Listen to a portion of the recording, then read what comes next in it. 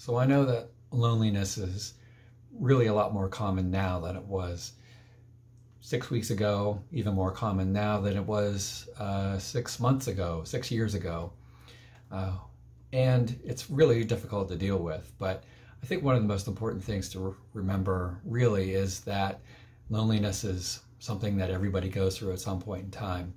I was reminded of that song by The Police, Message in the Bottle, where the singer, sends a message out into the ocean to try and ease his loneliness, to see if anyone else is out there. And he gets a million other bottles washed up on the shore as well, asking the exact same thing. And he says that he's not the only one being alone, and there's a million other people looking for a home as well.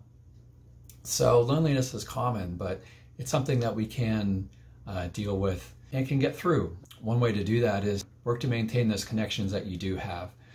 Don't focus on the connections that you don't. Focus on the connections that you do and invest in them. I think that's really important.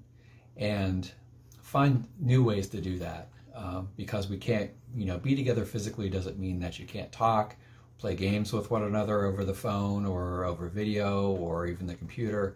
But even just plain old picking up the phone call or sending a letter to someone is a great way to keep in touch and let them know that you're still there. And who knows, they're probably feeling lonely too. Second, don't judge yourself because you're feeling lonely. I think that's easy to do because when you're alone, you feel like the only person that's alone.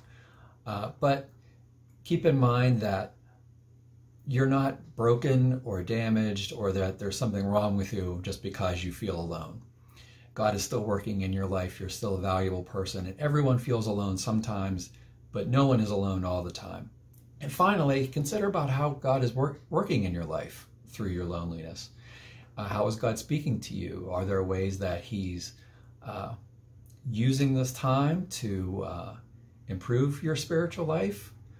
Is this a time that you can use to pray more, get deeper into His Word, read some books that might be helpful regarding not just loneliness, but spiritual practices, spiritual discipline, and even consider looking at some authors and writers like Thomas Merton, who themselves lived a life of solitude, and how we can draw from that in our own spiritual journeys. I'll kind of paraphrase Thomas Merton a little bit too, who said, "The man who fears to be alone will never be anything but lonely."